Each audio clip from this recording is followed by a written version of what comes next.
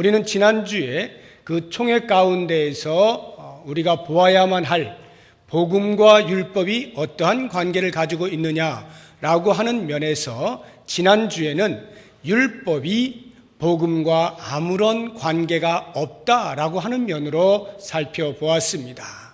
우리가 죄악 가운데에서 구원을 얻는 일에 있어서 행위를 대표하고 있는 율법은 그 어떠한 영향도 미치지 않습니다.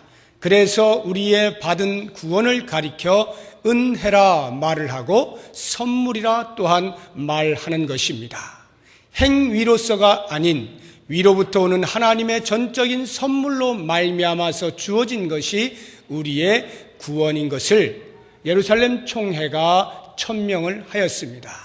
할례를 더 이상 받을 필요가 없고 율법을 지키는 것으로서 구원 얻는 것이 아닌 것을, 그래서 이방 사람들에게 복음을 증거할 때에 그 복음으로 말미암아서만 얼마든지 이방인들도 구원 얻을 수 있는 것임을 예루살렘 총회가 결의를 한 것입니다. 이것이 예루살렘 총회에서 있었던 두 사람의 발언 가운데 베드로의 발언을 통하여 살펴본 내용이었습니다. 그렇다고 하면 이제 야고보가 또 뒤를 이어서 발언을 하게 되는데 그 발언 가운데 담겨있는 복음과 율법의 관계가 어떠한지를 오늘 함께 생각을 해보려고 하는 것입니다. 율법이 복음에 아무런 영향을 미치지 못한다라고 할 때에 구원 얻는 일에 어떠한 역할도 하지 않는다라고 할 때, 그렇다면 하나님께서는 왜 이스라엘 백성들에게 율법을 주셨는가 하는 부분을 오늘 같이 생각을 해보려고 하는 것입니다. 가장 먼저 율법은 인간들을 그리스도께로 인도하기 위하여서 주어졌음을 알아야 합니다. 그리스도께로 인도하는 역할과 기능을 가지고 있는 것이 율법입니다. 같이 말씀을 찾아보도록 하겠습니다. 갈라디아서 3장입니다.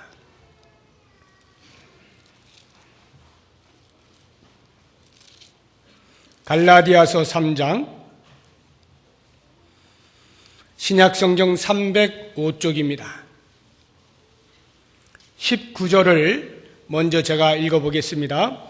그런즉 율법은 무엇이냐? 범법함으로 더하여진 것이라.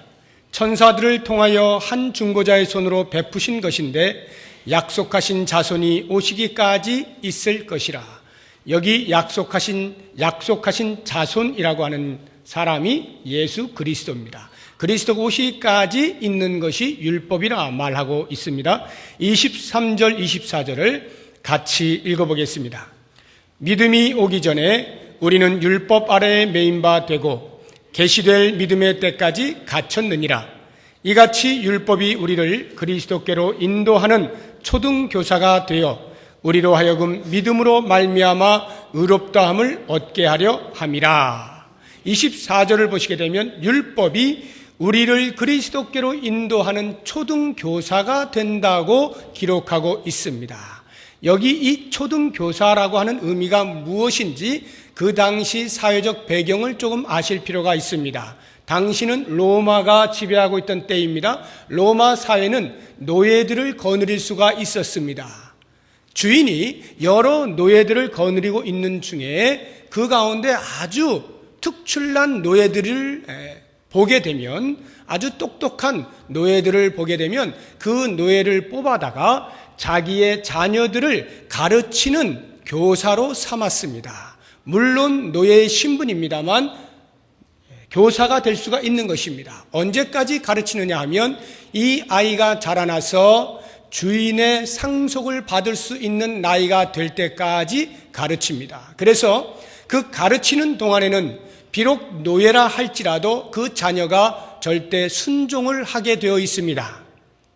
그러나 이제 나이가 차서 주인에게로 다시 돌려주어야 할 때가 되면 그 자녀는 더 이상 노예로부터 속박을 받지 않습니다. 나오게 되는 것이죠. 자유인이 되는 것입니다. 주인의 자녀로서의 마땅한 정상적인 행사를 할 수가 있게 되는 것입니다. 그러면 그 교사였던 노예는 더 이상 교사로서 그 자녀를 대할 수가 없고 다시 원래 노예의 자리로 가게 됩니다.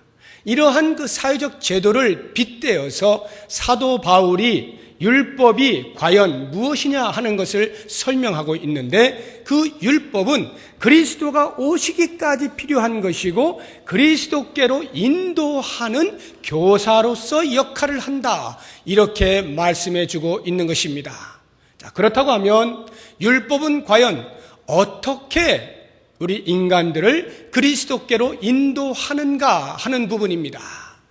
그것은 로마서 3장을 보면 그 답이 나와 있습니다. 찾아보시기 바랍니다. 로마서 3장입니다.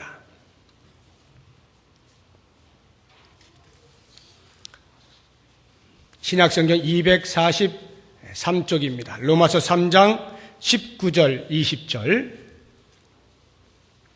두 절을 같이 한번 읽어보겠습니다. 우리가 알거니와 무릇 율법이 말하는 바는 율법 아래에 있는 자들에게 말하는 것이니 이는 모든 입을 막고 온 세상으로 하나님의 심판 아래에 있게 하려 함이라. 그러므로 율법의 행위로 그의 앞에 의롭다 하심을 얻을 육체가 없나니 율법으로는 죄를 깨달음이니라. 여기 말씀을 보시게 되면 율법이 대단히 선한 것임에도 불구하고 율법을 지켜야 할 인간들을 만나게 되어질 때 그 인간들은 선을 행할 수가 없어서 율법으로 인하여 내가 죄인이로구나 하는 것을 깨닫게 되는 것입니다. 이것이 율법이 그리스도께로 인도하는 방식이에요. 다시 말하면 모든 인간으로 하여금 절망 가운데 빠지게 함으로써 스스로 구원할 수가 없구나, 우리를 구원할 자가 누구인가 찾도록 만든다는 것이죠. 그렇게 예수 그리스도께로 인도해 가는 역할이 율법이다, 이렇게 말씀을 하고 있는 것입니다.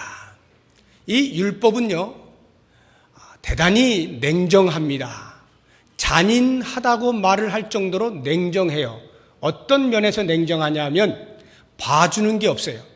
인간이 연약하다라고 해서 그래, 인간이 참 연약하지 하고는 좀 봐줄게, 다음에 잘해라 하는 것이 없습니다. 율법은요, 그 자체로 범하게 되면 곧바로 정죄를 합니다. 너는 법을 어겼다, 범법자라, 이렇게 정죄하는 것이 율법이에요. 조금의 용납이 없습니다. 쉽게 이해를 돕기 위하여 새벽에 제가 교회를 오다 보면은 이렇게 그 시장 쪽으로 이렇게 올 때에 그 신호등이 있는데, 신호등이 새벽에는 차들이 많이 없어서 전멸등입니다. 그래서 적당히 눈치껏 알아서 갈 수 있도록 그렇게 해놓았습니다. 그러나 낮이 되면, 아침이 되면 그것이 다시 신호등이 생깁니다. 그래서 빨간불, 녹색불 다 이렇게 노란불 생기게 되는데, 전멸등으로 있을 때에, 즉 신호등이 없는 것과 같은 상태에 있을 때에는 제가 알아서 하면 됩니다. 그래서 지나간다고 해서 누가 뭐라 하지 않습니다. 그러나 신호등이 작동을 하게 되는 순간에 빨간불인데 차를 타고 지나가게 되면 너 죄를 지었다 라고 그 신호등이 말을 하는 것입니다. 법이 지정을 해주는 거예요. 법을 어겼다, 범법자라. 그래서 걸리면 티켓을 끊을 수밖에 없는 거죠. 그러나 새벽에 전멸등으로 되어 있는데 어떤 경찰 할아버지가 와도 절대로 티켓을 끊을 수가 없죠. 왜? 법적인 요소가 없기 때문입니다. 이와 같이 율법이라고 하는 것은 그 자체가 사람들을 위하여, 사람들의 선을 위하여 존재하고 있는 것임에도 불구하고 그 율법이 있음으로 해서 없을 때에는 어떤 일을 행할 때에 누가 죄라고 정하지 아니하는 것이 율법이 생겨남으로 해서 그때부터 지키지 못할 때 죄를 지었다라고 말을 하는 것입니다. 그 율법이 우리의 양심에 고발을 하는 것입니다. 이렇게 율법은 냉정합니다. 아무리요, 차를 타고 이렇게 가다가 빨간불일 때 너무나 급한 일이 있어가지고 할 수 없이 건넜다 할지라도 그런 일이 있었군요. 율법은 용서하지 않습니다. 그냥 정죄를 하는 거예요. 이렇게 냉정한 겁니다. 그러니까 그 율법 앞에 선 사람들은 전부 무엇을 느끼게 되느냐 하면, 야, 인간이 이렇게 연약하구나, 인간은 죄를 지을 수밖에 없구나 하는 것을 깨닫게 되어집니다. 그래서 나타나는 두 가지 반응이 있는데, 하나는 아무리 율법을 지키려고 애를 써도 안 되는 자기의 모습을 보면서 에이, 이럴 바에는 아예 막 산다 하고는 법을 무시하고 사는 것입니다. 아노미 현상이죠. 법을 무시하는 거예요. 무법천지가 되어버리는 것입니다. 법은 소리쳐라, 나는 그냥 내 삶대로 살겠다 라고 막 가는 인생을 사는 그러한 반응을 보이는가 하면, 또 다른 한 반응은 그렇게 한 번 죄를 짓고 또 죄를 짓고 율법이 계속하여 너는 죄인이다라고 말을 할 때 이것이 점점 쌓입니다. 쌓여서 극복하려고 하던 모든 의지와 의욕이 다 꺾이는 거예요. 아주 무력한 상태가 되는 것입니다. 야, 이렇게 비참한 인생이 나로구나 하는 것을 깨닫게 되면서 그 양심의 가책으로 인하여서 말할 수 없는 자기 비하로 나아가는 그러한 반응을 보이는 사람들이 있습니다. 자, 율법 앞에서 이렇게 반응을 하든 또는 저렇게 반응을 하든 어떠한 반응도 그 두 가지 다 스스로를 그 율법의 욕으로부터 구원해내지 못합니다. 어찌 됐거나 율법이 정하는 범죄자의 그룹에 속할 수밖에 없는 것입니다. 이것이 율법이에요. 그러니까 그러한 도저히 스스로 어떻게 할 수 없는 그 상태에서 인간이 할 수 있는 것이라고는 그것을 대신 해줄 수 있는 누군가, 구세주를 찾을 수밖에 없는 거죠. 그래서 인간이 그리스도께로 나오게 된다 라고 하는 차원에서 율법의 기능을 말하는 것입니다. 율법은 그리스도께로 인도한다는 것이죠. 그래서 이 율법에 대하여서 마틴 루터가 그 당시에 그 종교개혁을 일으키기 전에 가톨릭의 사제로서 얼마나 그 율법을 지키려고 애를 많이 썼습니까? 애를 쓰면 쓸수록 점점 더 지켜내지 못하는 자기의 모습을 보면서 심한 갈등 가운데 있다가 의인은 믿음으로 말미암아 산다라고 하는 그 말씀을 부여잡게 되면서 해방을 얻게 되잖아요. 자유하게 되지 않습니까? 이신칭의의 교리 가운데에서 큰 자유함을 맛보게 되면서 종교개혁이 일어나게 되는 것이죠. 그런데 그러다 보니까 이 마틴 루터의 생각 가운데에는 율법이 과연 무엇이냐라고 할 때 이렇게 설명을 하였습니다. 인간이 그리스도 앞에 나와서 그 하나님께서 허락하신 구원의 은혜를 깊이 있게 진정으로 깨닫기 위하여서는 먼저 선행되어야 하는 것이 있는데, 그것이 바로 인간의 절망감이다라는 것입니다. 인간이 절망하면 할수록, 도저히 여기에서는 답을 찾을 수 없다라고 느껴지면 느껴질수록 예수 그리스도 그 믿음이 얼마나 소중한가 하는 것을 깨닫게 되어진다는 것이죠. 그런 면에서 율법은 인간의 절망감을 위하여 반드시 복음 앞에 선포되어야 한다, 이렇게 가르친 것입니다. 도가 조금 지나친 거예요. 이 마틴 루터의 가르침에 의하면 그렇게 될 때의 율법은 인간이 구원을 얻는 일에 있어서 일조를 하게 된 것입니다. 죄를 자각하게 만들므로써 그리스도 앞에 나오게 만드는 구원의 여정 가운데 일조를 하였다라고 말할 수가 있게 되는 것입니다. 그러나 이미 제가 지난주에 말씀드린 것처럼 율법은 우리가 칭의적 구원, 의롭다고 칭해지는 그 구원을 얻는 데 있어서는 어떠한 역할도 하지 않습니다. 율법은 아무런 영향을 미치지 못해요. 그래서 그것에 반대되는, 행위에 반대되는 개념으로서의 믿음을 말하면서 오직 믿음으로만 구원 얻는 인생인 것을 가르쳐 주는 것입니다. 그렇다고 할 때에 이 마틴 루터의 가르침은 조금 도를 지나친 가르침이 되는 것입니다. 율법이 비록 죄를 생각나게 해서 그리스도를 찾게 만든다라고 해서 그것이 구원 얻음에 기여하는 것은 아닌 것을 알아야 하는 것입니다. 만약에 그것이 구원 얻는 일에 반드시 기여되어지는 것이라고 한다면 유대인들뿐만 아니라 이방인들에게도 그 율법이 적용이 되어야 하지 않겠습니까? 그러나 율법은 유대인들에게 주어진 것이잖아요. 이방인들은 율법을 들어본 적도 없습니다. 그런데 놀랍게도 이방인들에게 그대로 복음을 통하여서 구원의 역사가 일어나지 않습니까? 그러니까 율법이 반드시 복음을 선포하기 전에 나타나야 되는 것만은 아닙니다. 다시 말하면 복음을 전하는 것만으로도 얼마든지 인간이 자기 스스로가 얼마나 죄 가운데 있는가 하는 것을 깨달을 수 있고 회개의 영을 통하여 회개할 수 있고 믿음을 얻을 수가 있고 구원을 받을 수가 있는 거예요. 복음만으로도 가능한 것입니다. 그렇게 볼 때에 그러면 율법을 받은 유대인들은 과연 이 율법이 무엇인가 라고 할 때에 율법이 그리스도께로 인도하고 죄를 자각하게 만들고 구세주를 찾게 만드는 역할이라고 할 때에 유대인들은 이방인들보다 훨씬 예수 그리스도 앞에 나올 확률이 높은 거 아니겠습니까? 그래야 마땅한 것이었습니다. 그런데 왜 유대인들은 오히려 율법을 가지고 있으면서도 예수 그리스도 구세주를 십자가에 못 박았느냐는 것이죠. 이게 어떻게 된 것입니까? 율법을 그들은 자랑으로 삼았기 때문입니다. 율법을 통하여 자기의 죄를 자각하고 주를 찾는 것이 아니라 오히려 율법 있음에 대하여 자랑을 한 것입니다. 야, 너희들은 율법도 못 지키지? 우리들은 이렇게 열심히 율법을 지킨다 라고 하는 자랑으로 여기게 됨으로써 율법이 정작 그리스도께로 인도하는 그 길을 방해한 것이죠. 그러니까 유대인들은 전혀 율법을 받았으면서도 그리스도를 찾고자 하는 애씀을 갖지 못했던 것입니다. 이것이 안타까운 것입니다.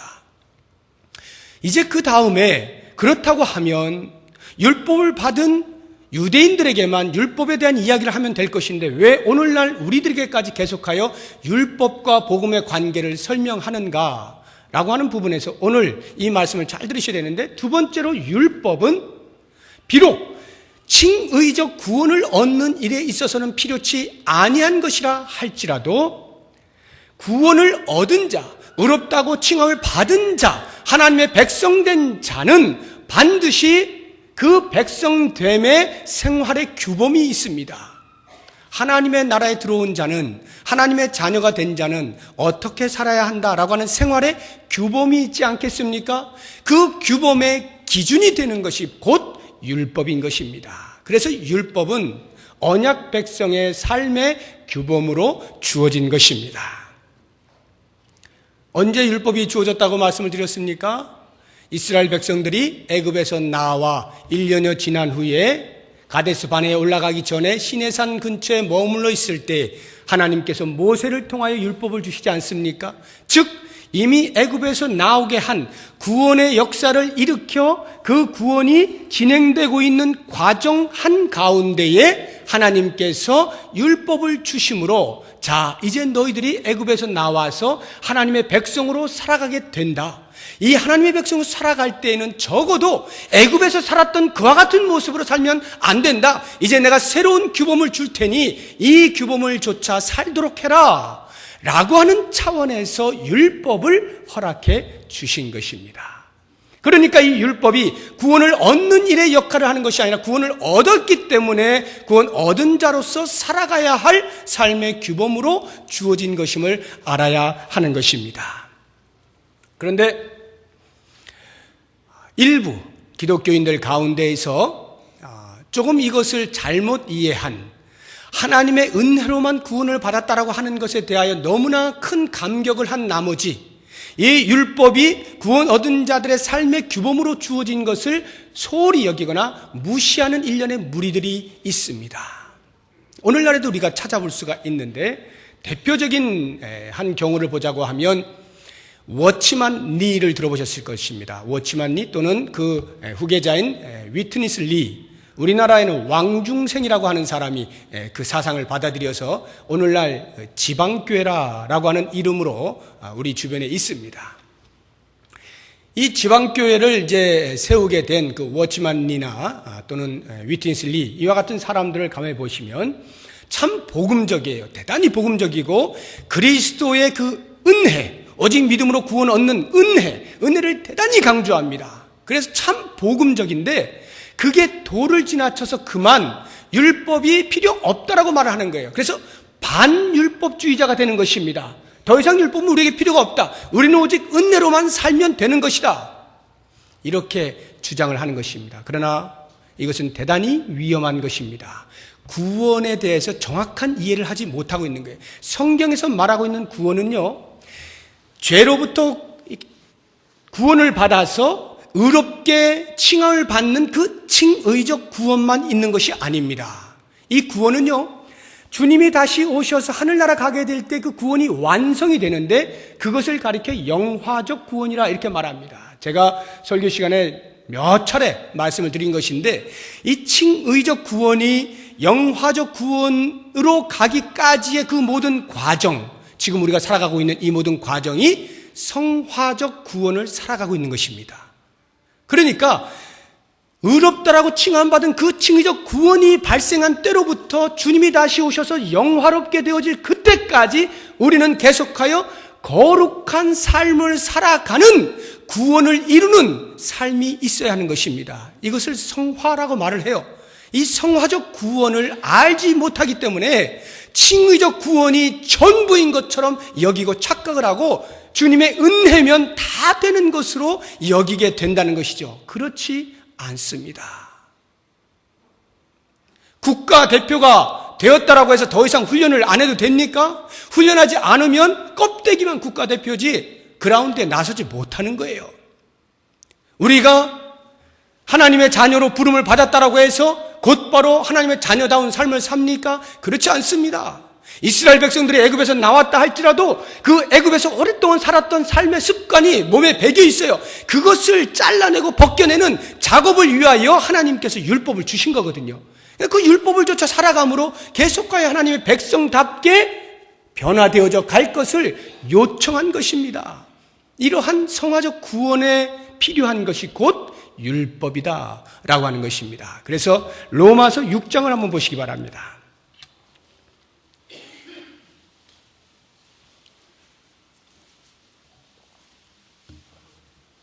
로마서 6장 1절 2절을 같이 읽어보겠습니다.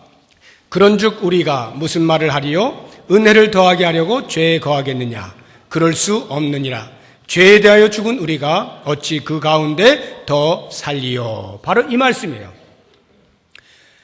그리스도께서 십자가에 못 박혀 죽으심으로 우리를 구원하셨다. 놀라운 은혜다. 이렇게 은혜를 외치기만 하면 되는가? 그래서 우리가 마음 놓고 죄를 지어도 되는가?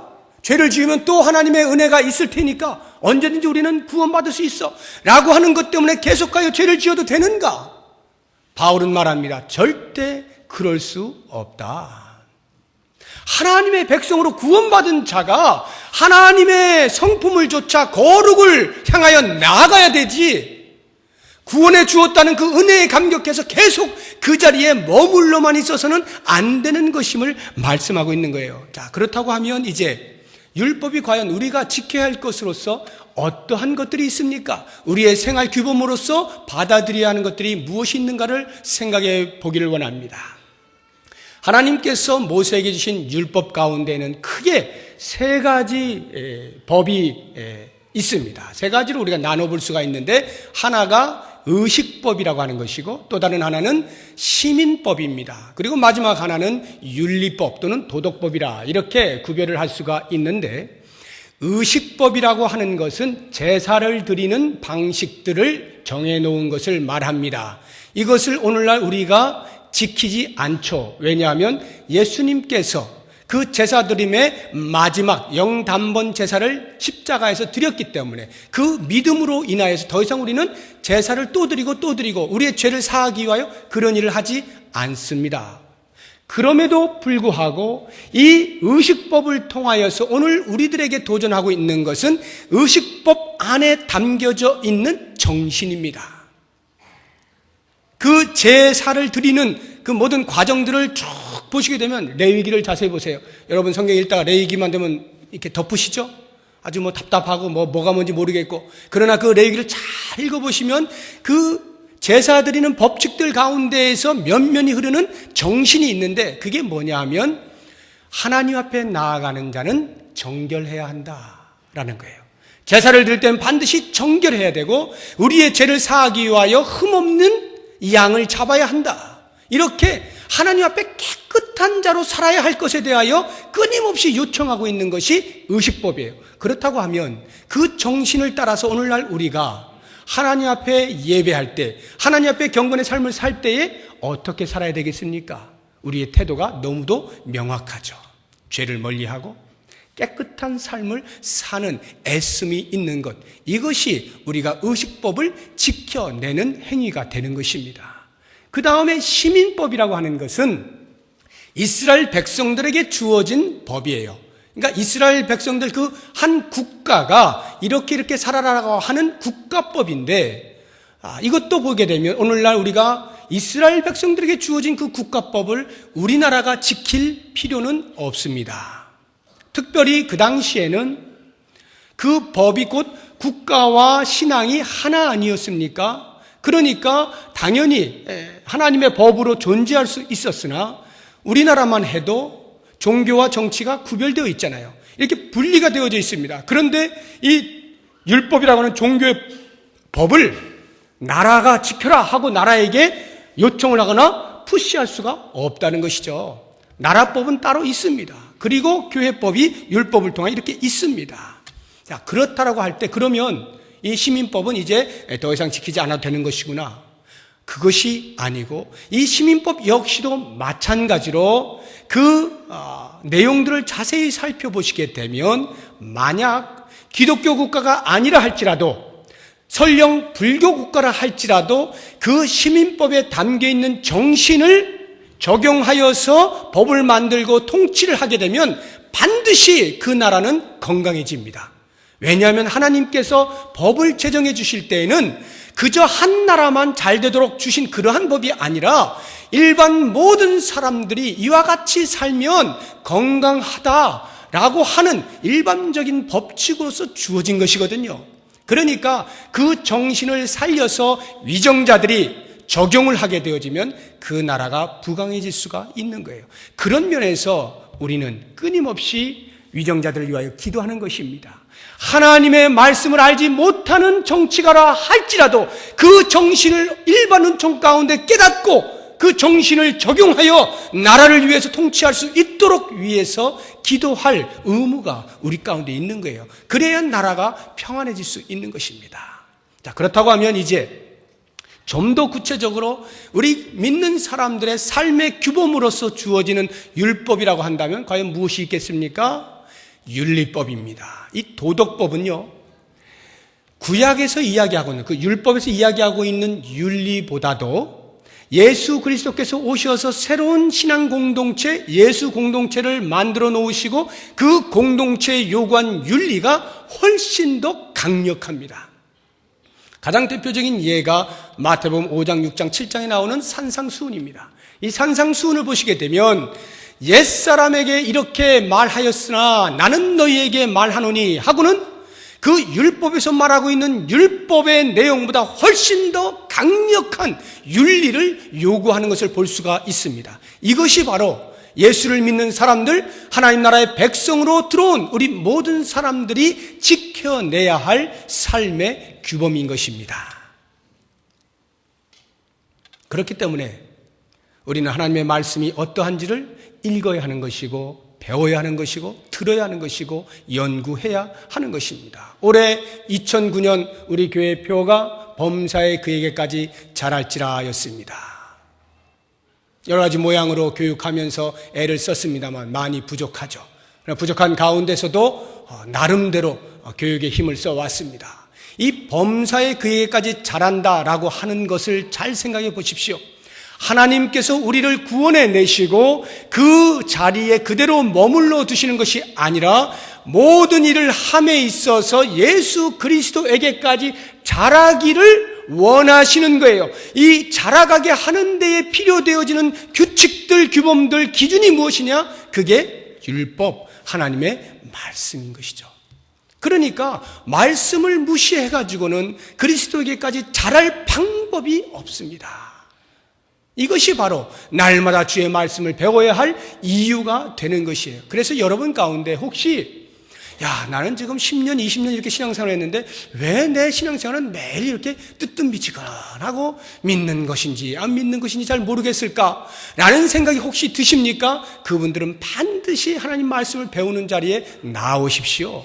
말씀을 들어야, 말씀을 통하여 배워야 가슴이 뜨거워지는 것이고 도전을 받는 거예요. 그래서 내 삶을 바꾸고자 하는 애씀이 생겨나는 것입니다. 이 도전을 받지 아니하고 내가 늘 차단하고 있으면 아무리 여러분이 백날 예배를 드리고 있어도 삶의 변화가 일어나지 않아요.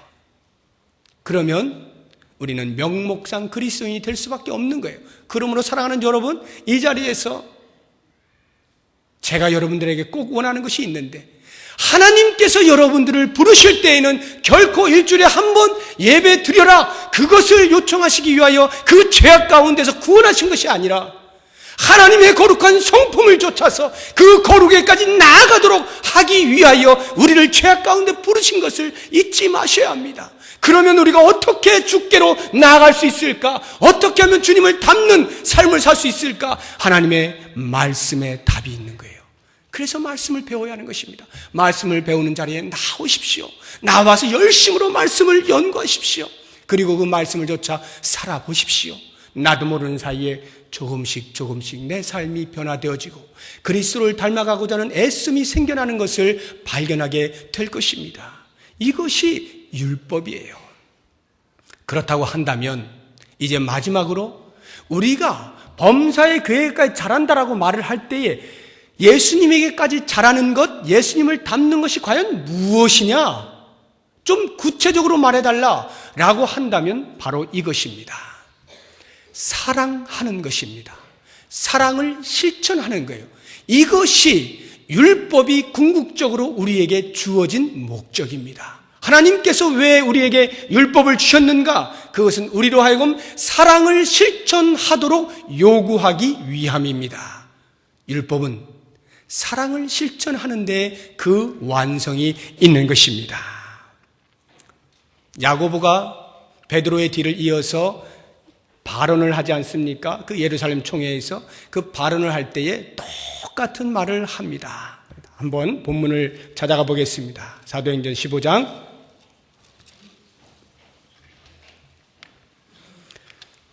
우리가 함께 읽은 말씀 19절을 한번 보십시오. 사도행전 15장 19절에 이렇게 나오죠. 그러므로 내 의견에는, 야고보가 말하는 것입니다, 이방인 중에서 하나님께로 돌아오는 자들을 괴롭게 하지 말고. 이 말이 무엇이냐면 베드로가 한 말과 똑같다는 거예요. 율법은 절대로 우리의 구원 얻음에 어떠한 역할도 하지 않는다는 것을 재천명한 것입니다. 오직 구원은 믿음으로 말미암아서만 가능하다. 그러므로 유대인과 이방인 사이에 어떠한 차별도 없고 유대인은 율법을 받았다 하여서 자랑할 것 없고 이방인들에게 그 율법을 지킬 것을 요구해서도 안 된다. 이것이 19절의 말씀이에요. 그리고는 20절부터 단서를 답니다. 조건이 생겼어요. 다만 우상에 더러운 것과 음행과 목매어 죽인 것과 피를 멀리하라고 편지하는 것이 옳다. 베드로는 이 말이 없죠. 야고보가 정리한 것입니다.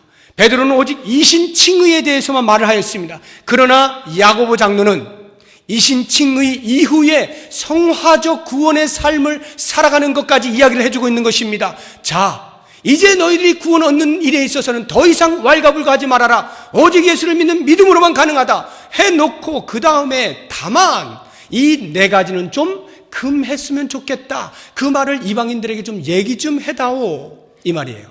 그 네 가지가 뭡니까? 우상의 더러운 것. 이 우상의 더러운 것은 우상에게 제사를 드릴 때 사용했던 제물, 그걸 말하는 거예요. 우상의 제물. 그 다음에 음행은 뭐 간음하는 것이죠. 목매어 죽인 것과 피, 이런 것들을 멀리하라. 이것이 이제 율법 가운데 다 있는 것 아닙니까? 자, 그렇다고 하면 왜 야고보가 이것을 말하는가? 구원의 조건으로서 말하는 것 아닙니다. 잊지 마십시오. 이렇게 율법을 지켜라라고 조건을 단 것이, 그것이 율법, 그것이 구원을 얻는 일에 필요하다. 그래서 말하는 것이 아니라 이미 구원 얻는 일에 있어서는 종결되었다. 그러나 구원받은 자로서 이와 같은 삶을 살 필요가 있는데 이 네 가지를 잘 보아라 하고는 말해주는 거예요. 어떤 내용들입니까? 우상의 더러운 것을 멀리하라. 이방인들이 예수 그리스도를 통하여 은혜로 구원을 받았습니다. 그러니까 오직 여호와 하나님 한 분만을 모시고 살아요. 더 이상 다른 어떠한 우상들도 신이 될 수가 없습니다. 유일신 여호와 하나님을 만나게 된 거예요. 얼마나 감사하고 기쁩니까? 그러니까 우상에게 드려진 제물이라 할지라도 먹는 것에 아무런 문제가 없어요. 왜냐하면 그 우상들은 신이 아니니까요. 신에게 드려진 것이 아니니까 상관없는 거예요. 좋은 음식입니다. 맛있는 음식입니다. 먹어도 아무런 상관이 없어요. 그런데 유대인들이 볼 때는 그 우상에게 드려진 제물을 먹는다라고 하는 것은 마치 이와 같은 것입니다. 하나님을 버려두고 다른 신을 섬기는 것과 같은 행위가 그 우상의 제물을 먹는 거예요. 다시 말하면 유대인들은 구원을 얻었음에도 불구하고 여전히 가지고 있는 유전으로 인하여서 그 율법으로 인하여서 그런 것을 꺼렸던 것입니다. 그러니까 믿음이 강해서 얼마든지 먹을 수 있는 이방인이라 할지라도 그들이 유대인들 앞에서 약을 올려가면서 그 음식을 낼름낼름 먹지 말라는 거예요. 그렇게 할 필요가 뭐가 있느냐. 그렇게 해서 그 유대인들의 연약한 믿음을 시험할 필요가 뭐가 있느냐는 거예요. 그거 안 먹는다고 해서 먹을 것이 없는 것도 아니고 그냥 참으면 되는 거거든요. 그 유대인들의 연약한 믿음을 살려주고 배려하는 차원에서 절제하기만 하면 되거든요. 그것을 요청하고 있는 것입니다. 다른 사람을 좀 생각해라. 내 믿음에는 자유가 있다 할지라도 다른 사람들에게 거리낌이 있다면 절제할 줄 알아야 한다. 뭡니까? 사랑의 정신이죠. 다른 사람을 사랑하라. 율법을 지키는 일이 다른 사람을 사랑하는 것이다. 이것을 말해주고 있는 것입니다.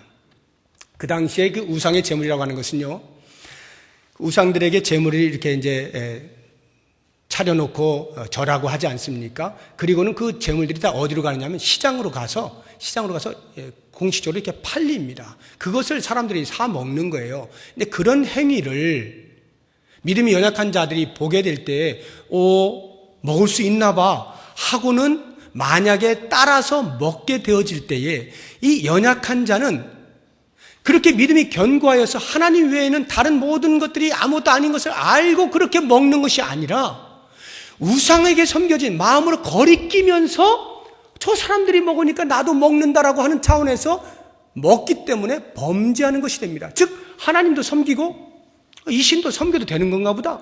이렇게 되어지면서 먹기 때문에 범죄하는 것이 되니까 이 연약한 자들이 범죄하지 아니하도록 비록 자유함이 있다 할지라도 그 자유를 절제해다오 라고 말을 하는 것이죠. 이게 바로 사랑이라는 거예요. 음행은 무엇입니까? 그 당시에 고린도전서 5장 6장을 보면 음행에 대해서 자세하게 말씀을 하고 있는데 이 고린도 그 도시에는 각종 그 신들이 아주 음행과 관련되어진 그런 신전들이 많이 있었습니다. 그래서 그 신전 안에서 아예 공식적으로 그런 성매매를 하는 그런 성창들이 있었어요.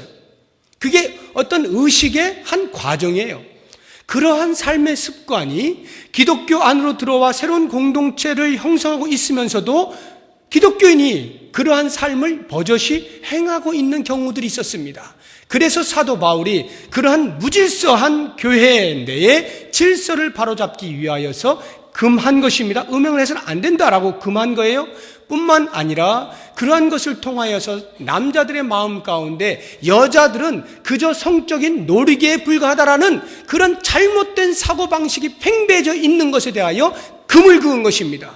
여자들도 동일한 하나님의 형상으로 지음받은 존재다라고 하는 것을 알려주는 거예요. 연약한 자를 보호하는 것입니다. 그러니까 음행을 피하라고 하는 것은 단순히 율법을 지키는 자체가 아니라 연약한 자를 지켜주고 보호해주고 그들을 한 공동체 안으로 받아들이는 사랑의 행위인 것을 알 수가 있습니다. 이렇게 율법을 지키는 것은 사랑하는 것입니다.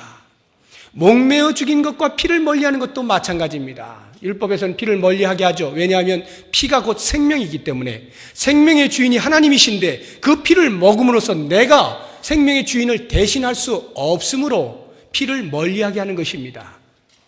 목매어 죽인 것을 생각해 보십시오. 동물을 목매어서 죽인다라고 할 때에 칼로 베면 피가 나오지 않습니까? 그러면 상관이 없겠습니다만 목을 메어 죽일 경우에는 피가 안 나와요. 그냥 그 피가 안에 머물러 있는 것입니다. 머물러 있는 그 고기 덩어리를 먹게 되면 그것이 곧 피를 먹는 것이기 때문에 역시 마찬가지예요. 그래서 목매어 죽인 것과 피를 멀리하라. 이유가 뭐냐면 21절에 나오는 것입니다. 예로부터 옛날부터 각 성에서 모세를 전하는 자가 있어 안식일마다 회당에서 그 글을 읽음이라. 즉 율법을 늘 읽고 율법을 가르치는 사람들이 회당마다 있는데, 만약에 그 목매어 죽인 것을 먹음으로써 우리는 괜찮아, 하나님 주신 음식인데 뭐 이렇게 하다가 그 유대인들이 거리껴지면 복음을 전하는데 방해가 될 것이 아니냐. 복음을 전하는데 야 너희들은 피 먹는 사람들 아니야, 상종을 말아야지. 아예 복음 자체를 안 듣게 되니까 복음을 전하는 일에 있어서 방해가 되어지는 요소들이라고 한다면 그것이 무엇 지키는 것이 어렵느냐라고 하는 것입니다. 그래서 피를 멀리하고 목매어 죽인 것 안 먹을 수 있다는 거죠. 뭘 말합니까? 사랑이죠. 나의 믿음만을 이야기하는 것이 아니라 내 주변에 있는 사람들을 돌보는 것입니다. 이것이 율법이 진정으로 우리에게 요청하고 있는 정신이에요. 사랑입니다. 그래서 예수님께서 가르쳐 주시지 않습니까? 한 율법사가 와서 가장 큰 계명이 무엇입니까? 이렇게 묻게 되자 예수님이 말씀하시잖아요. 네 몸과 마음과 목숨과 성품을 다해서 주 너의 하나님을 사랑하라. 이것이 가장 큰 계명이고, 그 다음은 내 이웃을 내 자신같이 사랑하라. 이 두 가지가 온 율법과 선지자의 강령이니라. 하나님을 사랑하고 이웃을 사랑하는 이 사랑이야말로 율법이 말하고자 하는 정신이다. 이렇게 가르치는 것 아닙니까? 그래서 그 예수님의 가르침을 따라 사도 바울도 동일한 말을 하죠. 우리 같이 한번 찾아보도록 하겠습니다. 갈라디아서 5장입니다.